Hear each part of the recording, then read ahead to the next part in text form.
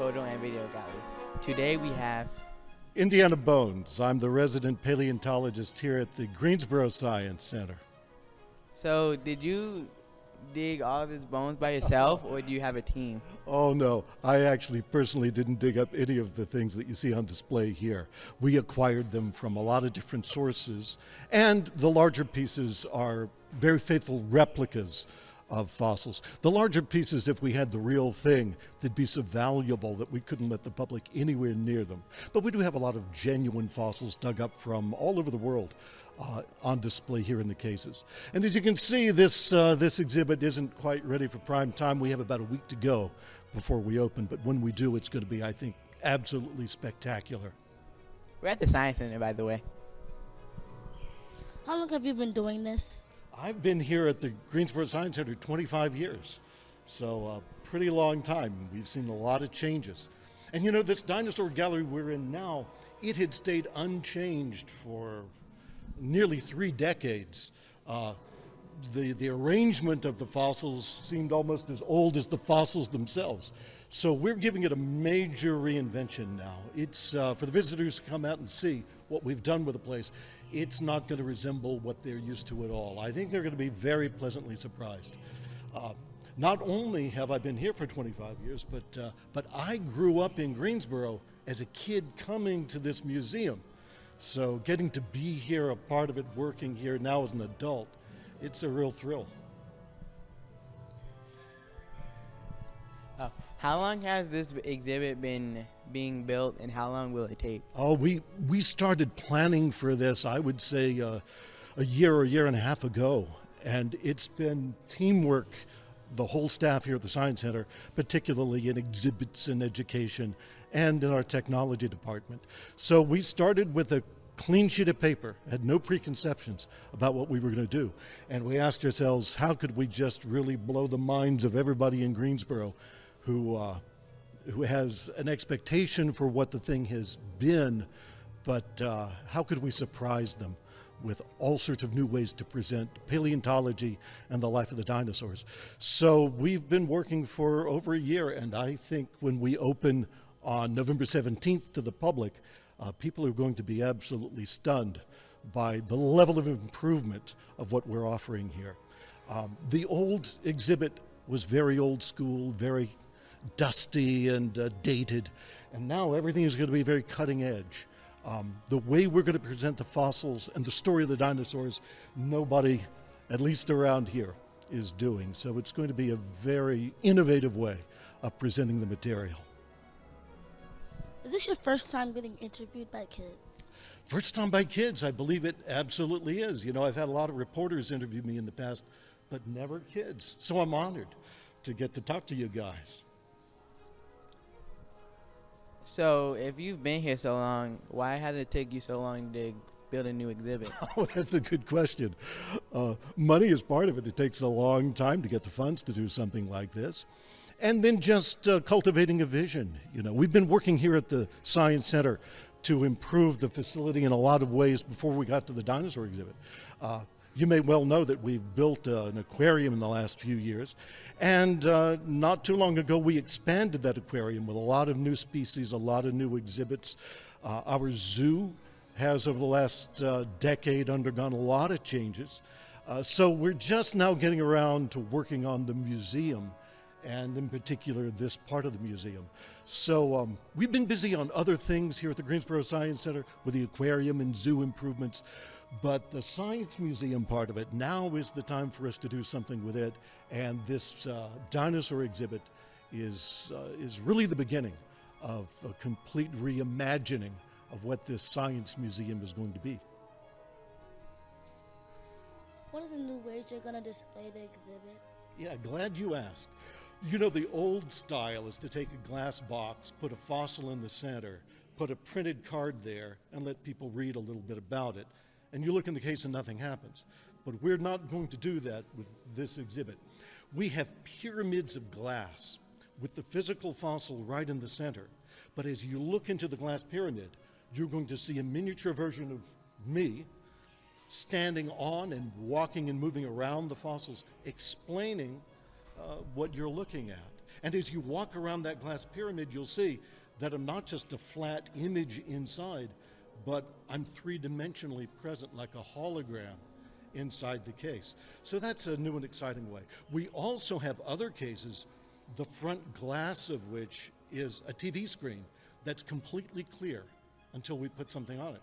So you're looking at a fossil in a case, it looks like you're looking through any other piece of glass, and suddenly animations of dinosaurs pop up on the glass, text and illustrations, video, all of these things help explain what you're looking at. And that really hasn't been done before. Another thing that we're doing in here in a big way is we're projecting dinosaurs and their environments they lived in all around 360 degrees, so that as you walk around the exhibit and look, you may see moving over the rockwork, like just behind us, a T-Rex or a Triceratops or some other famous dinosaur. So you'll not only be looking at the fossils, but you'll be surrounded by the moving representations of the animals that those fossils come from. So it's pretty exciting territory for us. You have a Komodo dragon on display. How old is the Komodo dragon? He's not that old. He's a fairly young animal, and he's got a lot of growing to do. We've had him a number of months getting him acclimated to being here at the Science Center. He's only been on display out in his exhibit where the public will be seeing him beginning on November 17th. He's only been there for very few weeks getting used to the place. But he's a young one. Komodo dragons, you know, they're the largest kind of lizard there is in the world. And a fully grown one can get up to 10 feet long and can weigh up to 150 pounds. Now, me personally, right now, I'm kind of glad that that guy's not that big and that heavy, because I might be a little bit intimidated to get near him if he were. But he's got a lot of room to grow. And it's going to be fun watching him grow here at the Science Center as people see him get bigger and bigger and even more impressive than he is right now. So did you go around looking for a Komodo dragon, or did you buy him from somewhere? We're an AZA facility, that is, we're an accredited zoo, and there are sister institutions that help us acquire animals. So yeah, we let it be known that we as an AZA institution wanted to display Komodo dragons. We had to get approval to do it, and then the AZA, the accrediting body for zoos, helped us locate and secure one. And it was quite a process. It's not the kind of thing that can happen overnight. You can't pick up a phone and say, as an accredited zoo, we want to have a Komodo dragon here next week. It's a long process, but in the end, you got a fine animal that the public's really going to be excited about. So yeah, our curator of reptiles spent a lot of time trying to get us a Komodo dragon, but his efforts really have paid off, and we could not be prouder. His name is Drogo, and he's a little bit of a ham. We were afraid that you know, he might be a little bit shy, but he walks in front of the glass and displays himself in the exhibit really well. So we think the public will get a great view of him. Drogo, I think, is going to be a real asset to the exhibit. How long have you had it? Beg pardon? How long have you had it? Have we had Drogo? Less than a year, I think. Yeah, just a few months. And they've been actually training him. They want him to know when it's time to come off exhibit and go to the holding area where he spends the evenings behind the exhibit. So our curator of reptiles has been working on training him, getting him to, on cue, leave the exhibit and walk back to his home behind the exhibit. And I understand that's going very well. He can just give him a signal, he'll see or hear it, and know that it's time to go home and go to bed. So he's a smart Komodo dragon. We're really pleased that he's responding to training. Have you always wanted to be a paleontologist? Well, I tell you what I've most wanted always to do, and that is to explain paleontology and other sciences to kids and their families. I've been here at the museum, as I said, 25 years, and to see kids and their families looking at things like we're putting on an exhibit here, and then getting to explain to them what the animal is, what the science behind our investigation of it is, things that we know now that we didn't know just a few years ago about these prehistoric animals. To me, the fun is really getting to explain the science to the public. And we're going to get to do a lot of that in the days ahead. This area that you see right behind us, where the big T-Rex is, after the beginning of the year, we're going to begin live presentations from that stage where I and some of my helpers are going to be presiding over a live show where we explain each of the periods of development, Triassic, Jurassic, Cretaceous, of the dinosaur days, and then walk people through in that show the great extinction when the asteroid hit the Earth and brought an end to the age of dinosaurs. So in a few months, even though we're opening the exhibit now, in a few months we're going to be opening a second phase, a show mode, where this whole exhibit is going to be one big theater that you're standing in the middle of and learning about the age of dinosaurs and how dramatically it all came to a sudden end. So as excited as we are about the exhibit itself, we're all the more excited that after the turn of the calendar year, we're going to offer the public even more. So paleontology is interesting. Watching the light come on in people's eyes when you tell them about the science of the paleontology, that's even more satisfying. What are these dinosaurs made out of? Fiberglass, many of them. As a matter of fact, the big T-Rex that you see behind me, he's been here at the Science Center for nearly 30 years, maybe even a little bit longer. And he was positioned very differently in a different display in a different part of this big room. So one of the first things we did was put a big steel beam over him, get some winches and cables wrapped around him, and they picked him up into the air, moved him back into the room, swung him over into his present position, brought him down on a new platform. He's also had, in just the last week or so, a facelift, because the science of what we know about T-Rex has changed over the last several decades. And his face, the old model's face, was not completely accurate. So we've had somebody working on his face, sculpting it to make it more scientifically accurate and realistic according to what we know now. So even the older pieces that were a part of this exhibit before have been completely transformed, both in their position and in the way they look.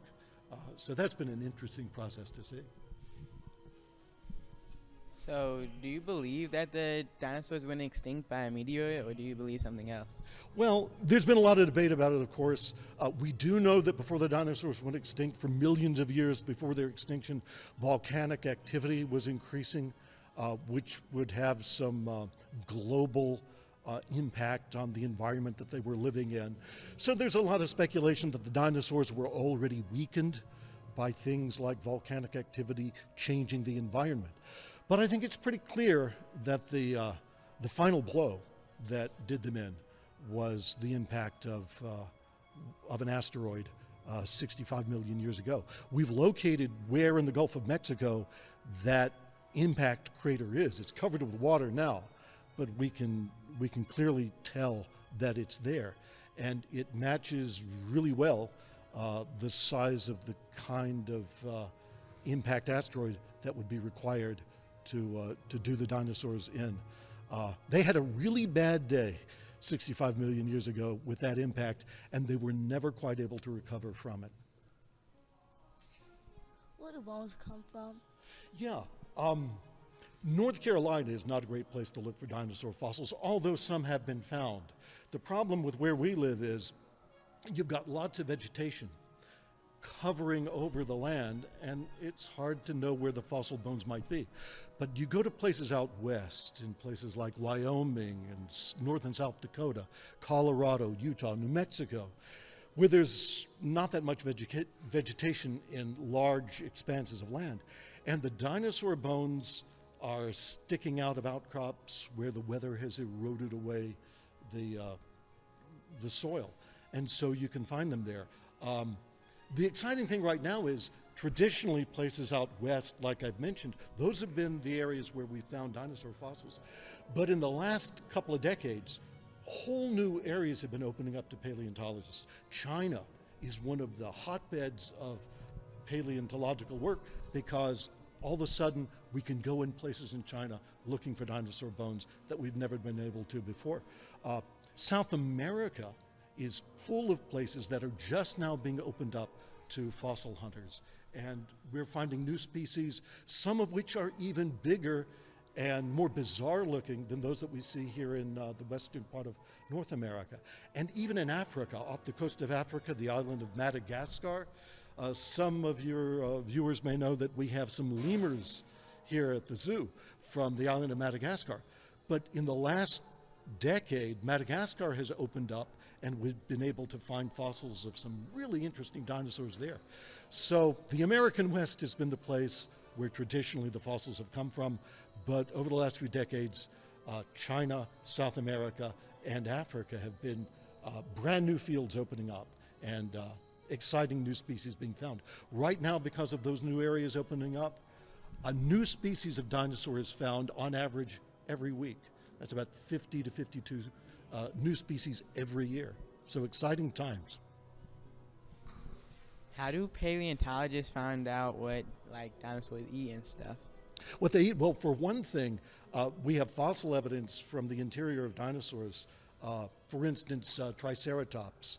We know that he liked to eat ferns.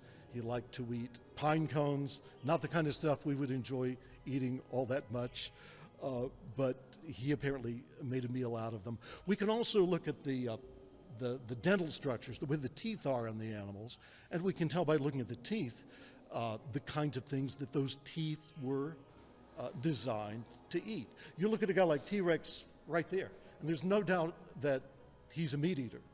Those teeth he's got would be utterly ineffective for chewing on salad. On the other hand, you take a guy like Stegosaurus or Triceratops, you look at his teeth, and you can see that meat was not on the diet. These guys are only going to eat plants, and the closer you look at the teeth, the more you can tell the plants had to be of a particular kind. So just indications like that tell us the sorts of food that the dinosaurs would have been eating. And of course, when you see a big apex predator like T-Rex there were going to be a lot more plant-eating dinosaurs than apex predators like T-Rex, because you couldn't sustain big meat eaters like that if you didn't have a large population of plant eaters for them to prey on. So we can tell from ratios like that, meat eaters to plant eaters, the way the world laid out back in times that we could only have access to through the fossils. But it's amazing how much the rocks, if you look at them carefully enough, can tell you. In fact, we've got some broken dinosaur bones here that were broken during the dinosaurs' lives that have healed over, and you can see where the breaks have healed. 10 years ago, the only way to get at the story of that break and how it healed would be to slice into the bone and destroy it in the process. But today, paleontologists can take dinosaur broken bones that have healed, put them under intense x-rays, and they can actually tell from chemical remnants that are inside the bone, they can tell how quickly the bone's healed, about how many weeks or months the knitting of the bone took, and what kind of continuing health issues the dinosaur probably had after the break. All these things a decade ago we couldn't have known, but because of advances in science and technology, we can. So it's never been a better time to get interested in paleontology, because the science is letting us open up these stories in a way that we've never been able to before. How can people get in contact with you? Well, I'm here at the Science Center all the time. If someone gives a call in for Indiana Bones, they can get in touch with me. I also have a very close coworker here. His name's Ron Settle. He works hard on all the technology here and telling science stories through technology. And my colleague Ron Settle here at the center. Call or email here, and he can get folks in touch with me. In your own words, what advice would you give the kids? Oh, read as much as you can, watch as much as you can on channels like Nat Geo and Discovery Channel, and soak up all the information about dinosaurs that you possibly can, and then look for ways to pursue that education if they're interested. You know, if you want to be a paleontologist, you need a Bachelor of Science in a related field like geology or biology. After that, you need 2 to 3 years of a master's degree, and a lot of folks go on to get PhDs in paleontology, and that's like an additional 4 years. But it all begins with just being curious about the way the world used to be and the kinds of animals who used to live in it, and just reading and watching as much as you can about it. Coming to great places like this with an open mind and open eyes, and just keep asking questions. And who knows, there may be some budding paleontologists watching your podcast. And I would just say that as much as has changed in the last 10 or 20 years to open paleontology up, I can hardly imagine 10 or 20 years down the road how much more the technology and techniques are going to let us discover things we can't even dream of now. So I envy those who are young now, because the world of scientific exploration that you guys have in the future is going to make what we've had in the past just pale by comparison. Well, that's all for today, guys. Make sure you give us a thumbs up, subscribe, and comment. If you want to become a sponsor, go to our website, therockyandderrickshow.com. Goodbye.